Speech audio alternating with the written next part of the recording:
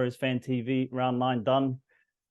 Warriors 0, Roosters 14 at home, Mount Smart Stadium. I'm joined today by Ty again. What's up, Ty?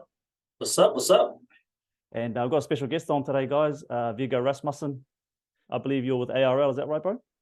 Yeah, I am with ARL. I do refereeing as kind of more of my hobby, to be honest. It's more my way to give back to the game, but I'm lucky enough to work in our game as well. So it's never a day of work in my life. It's more just driving towards a better future for our passion in our game.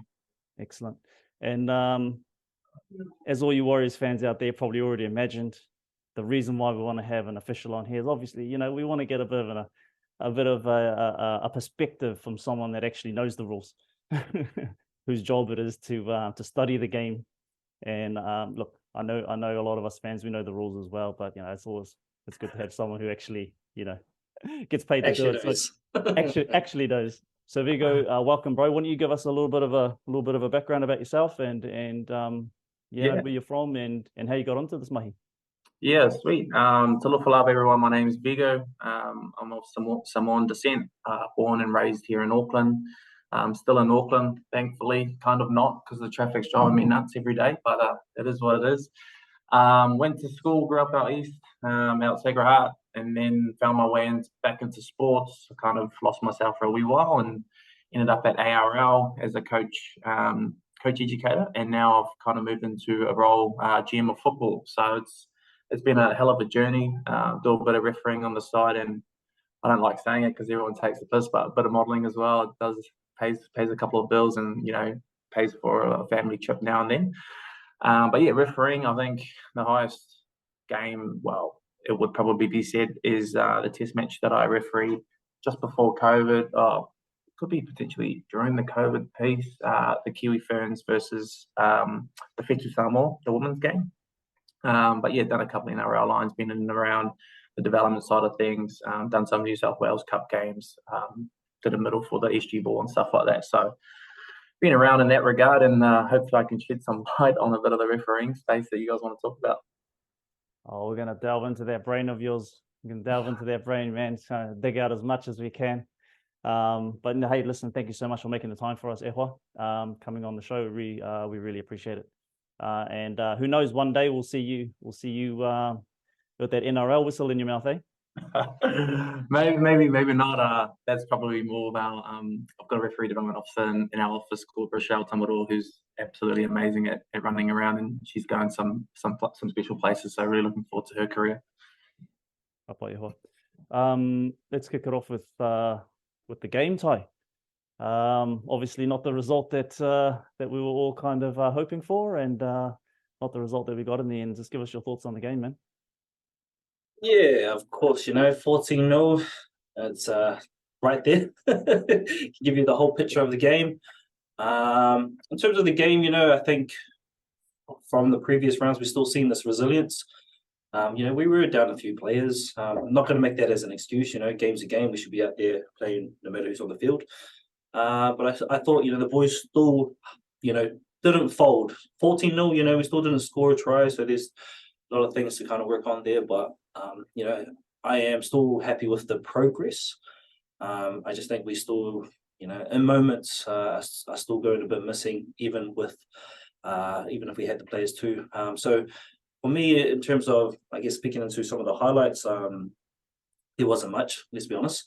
But I did see a lot of effort, especially from Dallin having to slot into fullback. He obviously has played fullback before, but to slot in there and, give it a good crack, happy with that.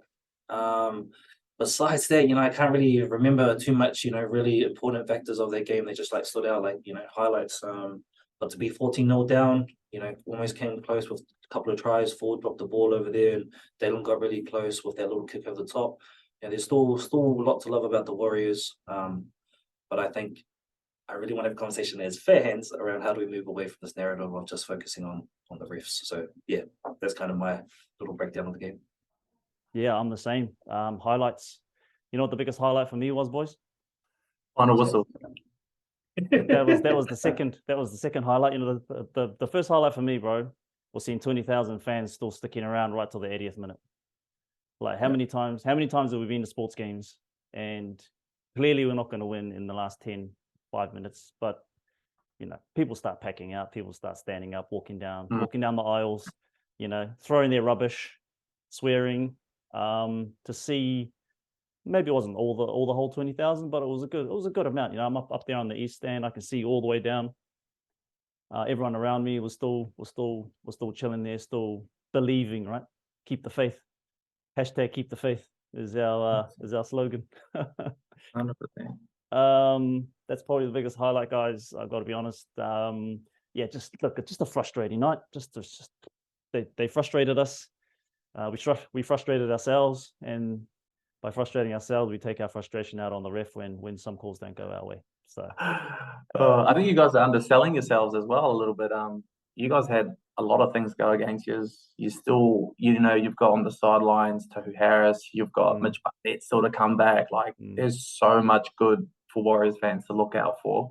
And the rain, obviously, stops that that style of footy that the Warriors love to play. So, man, I honestly thought they did well. They just lost those key moments, like Tyrone said. Probably my biggest highlight. Like, I'm not out there Warriors fan, but I've got a soft spot for them. But would be the debut of Dimitri Sifakula. He's come through our Auckland Rugby League pathways. He's played for the Vulcans. He's come through as like a real young junior. He's played counties, and then he's now playing on the bigger stage. Like, those type of stories are really precious for us here and as an organisation. So that was really cool to see him, and the boy can bang. I tell you, you wait. He was banging some of those big boys. He only got 19 minutes or something, but he's going to be something special, no doubt. Yeah, I saw him play the weekend before. I think it was the New South Wales Cup. I think he played in that game over in North Harbour Stadium. Yeah. We pumped the Eels. They were quite soft through the middle, and I think he ran through some, quite a few defenders there. But yeah, definitely, I think we're all pretty excited about that. And look, you're absolutely right. I don't think we're giving ourselves enough credit. I said to my mate, if you bet me pre-season $1,000 that we were going to go to Shark Park and win, beat the Cowboys twice, only lose 14-0 to the Roosters in a storm, I'd be $1,000 poorer right now. Yeah. I would have shook his hand and been like, "Yo, I'll take that bet." Right. So I think as fans, we've got to also put our season into perspective and see where we are right now. 100%. And you guys could have beaten the Roosters in the first time you played them. I thought the Warriors were the better team. They just lost those couple of key moments, and then it just led to points. 100%. And I think I actually want to go on what you said there, Viggo, around the debut of the bro. Like you can see it, and I feel like this is what's cool, is that the depth is there, for a team that kind of had a few of our key players out. I thought we still did relatively well, but it's also cool to see some of this young blood, kind of be up there and see what they're made of. And I haven't followed all the youngsters that are coming through, but you can see it. There's a few little things there that he knows he probably would want to work on, but yeah, you can see a lot that's kind of coming through, and yeah, I'm excited for that. I think the problem we've got is trying to keep these guys. Yeah. But let's be real. He starts going out there and banging bodies around. I'm sure everybody else is looking at him as well, and you probably know more about this than we do, eh? Because you're inside that kind of group to see other clubs come and grab our players. Dog world, man. They're all out for the next big thing, and something you won't know. Maybe not everybody knows about Dimitri, but he actually played rugby when he was growing up. Played halfback. But he still played halfback like he'd play hooker, and then he ended up playing hooker, and then he played everywhere for league. Played hooker, played 13, played half, played fullback for us. He's done everything. So a big body with that type of skill, and he's got some accelerations, is a very good attribute. Very good talent kind of coming through the NRL. Cool. I'm just going to edit out what you just said, bro, because if Tigers or if anyone's watching this, bro, I'm taking all that shit out, bro. Dimitri Sifakula is shit, right? He's crap. He can't bang. He can't tackle. He hasn't played rugby union, bro. No, fuck all you guys, bro. You guys aren't touching shit. You ain't touching nothing. Let's get into it, bro. Sweet. I want to talk about some refereeing decisions with you, bro. So, one thing I just want to talk through is, can you give us an explanation of shoulder charge, bro? Yep, shoulder charge is pretty much leaning in with the shoulder without making an attempt to wrap the arms. yeah, that's pretty much black and white how it goes. There it becomes a bit of a grey area when people perceive things differently, and I think that's part of the biggest thing I reckon to angst towards the referee is people don't understand that. Yes, you might see it that way, but that person out there doesn't see it that way at the time, and maybe X, Y, and Z don't see it that way either. When I say that, I mean debunker. So it's a bit of a tricky one at times, but normally key indicators for a shoulder charge is tucking of the arm. So they'll come in and they'll tuck the arm like that. And yeah, when you do that, it's pretty clear as daylight. And then sometimes, as you would have seen on the weekend, it was kind of like a 50-50 one because I can't remember who was making the tackle, but he led with the shoulder, but then he kind of had this arm like loosely looking like it was coming around. And if you're a Warriors fan, you probably don't see that, nor do you want to, which is fine.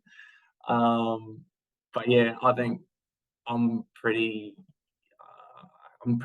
good mediator. Like I don't see things from one lens. Like even when I watch the team that I support, I'll still call things out that I think we get away with all the time. So yeah. Yeah. Okay, so I'll just kind of just carry on with the shoulder charge, right? Yeah. So, can we stay here just for a little bit, right? Go for it. So it's like some referees do react to the crowd, right? Mm-hmm. But this guy had earmuffs on, bro. He was getting shit the whole game, right? This guy had earmuffs on. He wasn't looking at the screen. He was just looking. He was like concentrating on his job. In your profession, is there no like going back and looking at charges like shoulder charges, or is shoulder charge not even part of that whole review kind of process? In terms of like resource and development, like for your own no, like on field, there's a shoulder charge. Play's kind of gone on. Now we're like a play away from the shoulder charge. Is there no like going back and reviewing it and going, oh, well, that's a penalty, that's a clear penalty, or does that fall under that one? Unless it's a reportable offence, the bunker can pick up on foul play that's kind of happened prior. So I think you might have seen there's been a couple of incidents when there's been a hip drop, maybe 3 or 4 tackles before things have happened, and then the ball's kicked, and then everyone's like, "What the heck's going on?" And the bunker's reviewed it, and then it's come all the way back for a penalty. That's the only time. So unless it's a reportable offence, the bunker can't intervene. Okay, and a shoulder charge is not a reportable. No, not unless you make contact to the head. Shoulder charge is normally just pinged as a penalty. Normally. Yeah, so I'll be looking out for those from now on. 100% do it. one thing as well, like I don't know if you guys see it, but the amount of times you get hit late after the ball's gone, like there's been a crackdown on it this year. But I believe that there's like the halves can sell it a lot better than like because I don't think you would see it as clearly, but when 13s or big props run, they get hit late too, but because they don't fall over and make a dramatic scene, they don't normally get the penalty or people aren't really aware of it. So like I'd like to see a bit of emphasis looking at that as well, because just because we're big or the big boys in the middle, it still hurts. And are you, just before I give it over to Ty, just something completely different, are you seeing more and more of that of players kind of staying down longer, kind of milking penalties?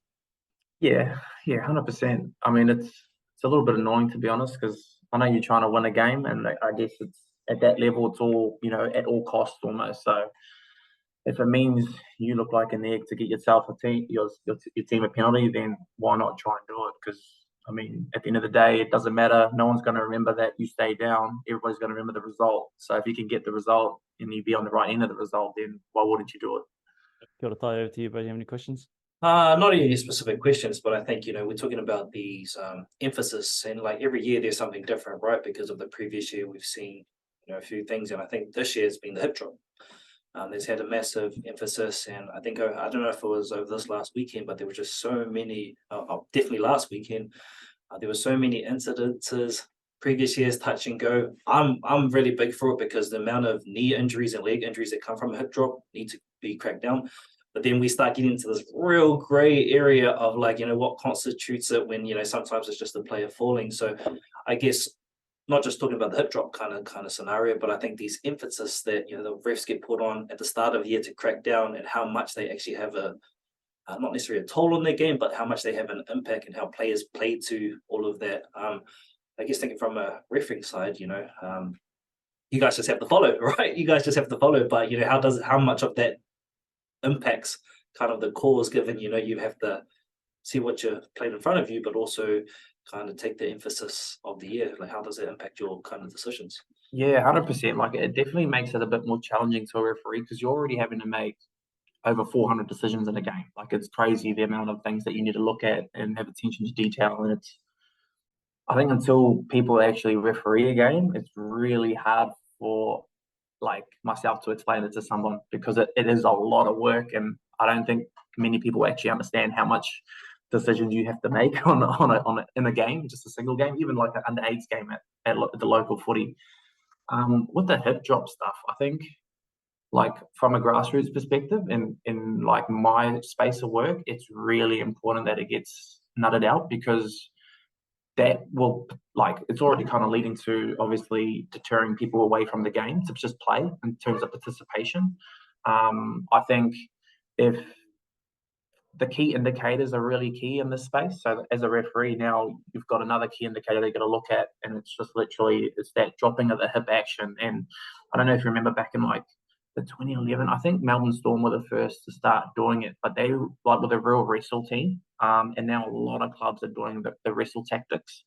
And part of that was how do you get the player down the ground, when everything's like the momentum's going away from you. So it's natural instinct, right, to just drop your hips to try and stop that person from going. But I think the NRL see the bigger picture that it's actually affecting player participation, and we're already such a hard game. And if we're not looking after that part of it, and we're already getting strife for head knocks and all the rest of it, it's just going to lead to more, decreases in participation across, everywhere, really. Yeah, kind of went on a tangent there, I feel. But Ty, anything else you wanted me to touch on? I might have forgotten something there. No, I think you are, and I think for me it's the I think it's hard to have sympathy or even empathy for a ref, out there. Obviously, refs got a job to do, and we want them to do well. But I think I'm always kind of a person that's looking at a season and realizing that some of the emphasis that are placed at the start of the season. I would say the smarter teams, not to say that you should play to it, for like fully, because it does, I'm sure it gets annoying as ref and does get annoying as the opposition when you see people like just get a little tap in the head and they know like, nah, stay down because you're going to get that call if you just wait it out long enough. It can get frustrating. But really, I just wanted to talk into those emphasis in the year, how impactful they can be for a whole year going forward. And as Warriors fans, I feel like if you feel those impacts, just want to talk to that. Yeah, and I think like I remember when I think it was 2015 or 2016. 2015. I'm pretty sure. Oh, it might have been even before that. But the shoulder charge emphasis, and they removed the shoulder charge. I think that was thanks to a Bunnies player too. Just putting it out there. Was it? No, I thought it was Sonny Bill's fault. Nah, never mind. But yeah, like removing key things from the game definitely impacts on a referee's decision making throughout the entire season.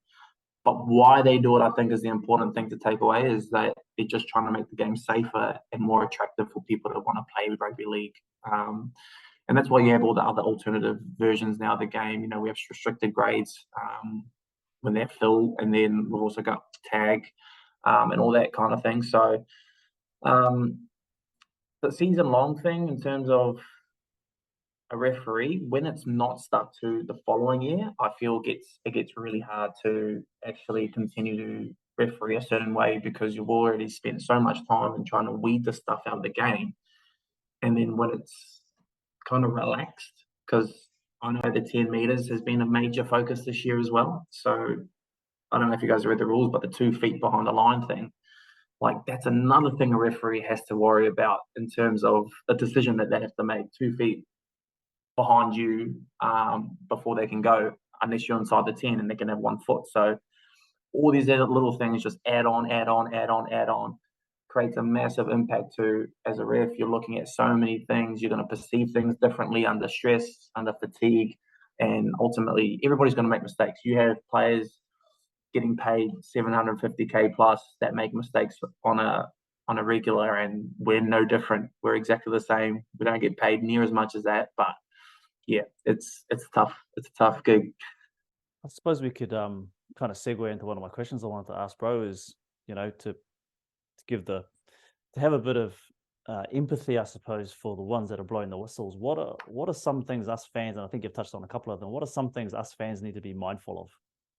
It's funny when you ask that, because as a referee, and I'm a very non-biased person most of the time, I'll call things out regardless of what side of the fence I'm supporting. But it's just for, you know, the better flow of the game. Like, your job as a referee is to just adjudicate to the rules to the best of your ability. That's all we're doing. Like, I know there's this persona out there in certain games that, oh, the referee hates us, you know, everything goes against us.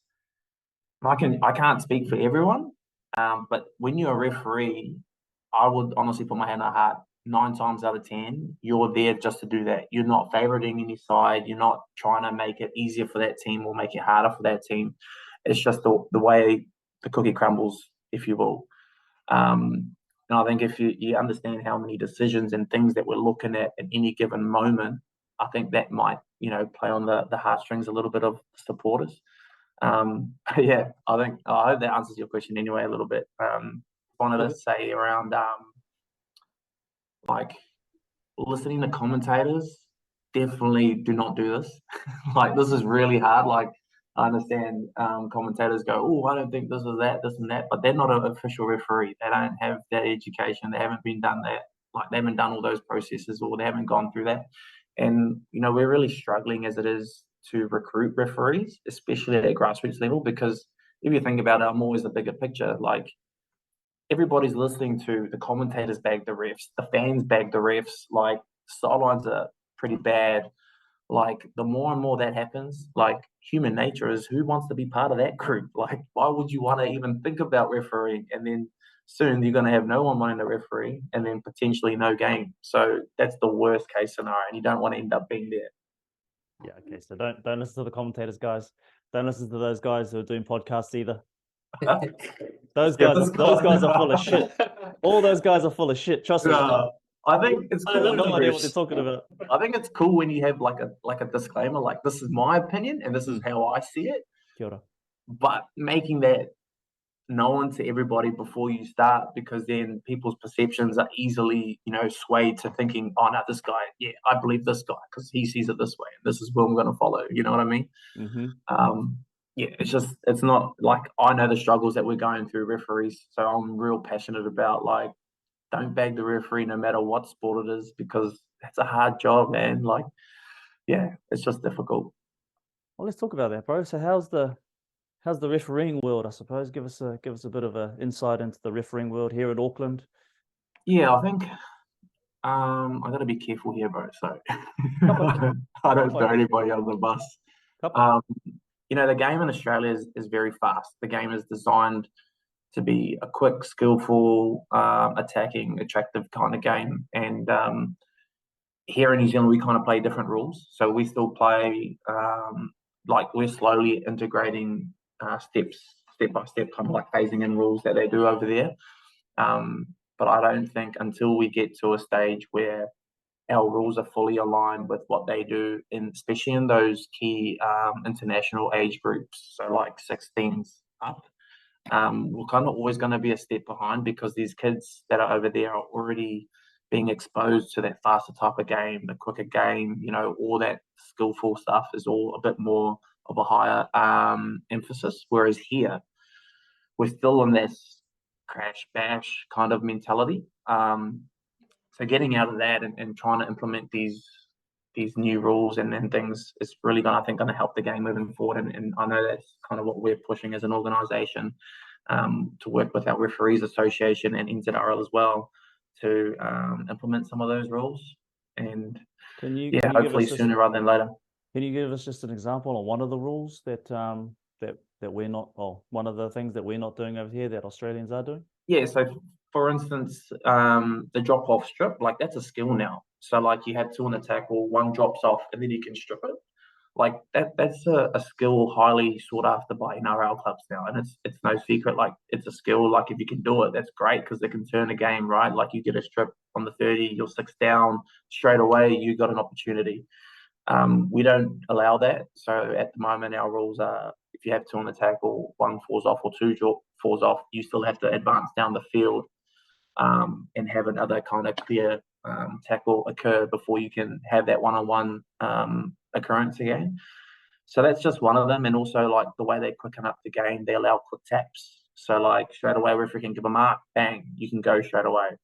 Little things like that. And, you know, we just come back off the back of a real successful tour, regardless of the boys' results. We took our 16s Auckland boys over there and 17s girls. And our girls, by all means, are right up there. Like we've got some of the best girls. Like I'd go as far as saying that our 17s Auckland team that we took over could beat Australia 17s, the best of Australia 17s. We put some massive scores on some really held highly kind of teams over there, which was really special. But you could see in the boys, we were just lacking that 1 second, that 1 step kind of behind everything. Like everything we were doing was just like a second before, like a second late, as opposed to what the Titans were throwing at us, or like Marsden. Marsden's a real prestigious school over there, and they done a deal on us. So I think that's one of them. Also, just little things like changing the placement of the play of the balls if the ball goes out, changing the placement of the scrums. Like all this is real strategic, and I think it's really important for our game to advance if we start implementing these things here in Auckland and in New Zealand. Any closing words, Ty? I think closing words, you know, now that we've heard from Viggo speaking to their expertise and, you know, just thinking about the weekend and the season, I just want to end it with what Webster said at the end. You know, he kind of hit on the head for me. I think, again, you know, there is still hope that, you know, we get some of these 50-50 calls going forward. And I think a lot of them were 50-50, you know, could have gone either way. And, you know, unfortunately, we didn't get the rub of some of them, but it just wasn't enough. You know, and I think that's where we need to put our energy. Us fans don't have to rah-rah on our boys. We just need to, you know, keep supporting our boys to actually put our energy in the right places, fix a few things, get some of our boys back, and then let's see how we develop after that. And then hopefully the refs are loving us by that time and we're getting some calls then, okay? So awesome, bro. Awesome. Did you want to give us a bit of a aroha shout out to your refs or something on your message? Did you want to do that now? Or like just share the love to all of them kind of thing? Yeah, mean. Okay. Just want to say a massive shout out to all you referees, whether it's league, any sport. I know it's a hard gig, but the work that you guys do day in, day out, week to week, it's really important to keep our game alive. We truly appreciate you, even though sometimes you might get a bit of shy from the sideline and fans, but the work that you're doing is very beneficial for our game moving forward, and I hope you continue to do it.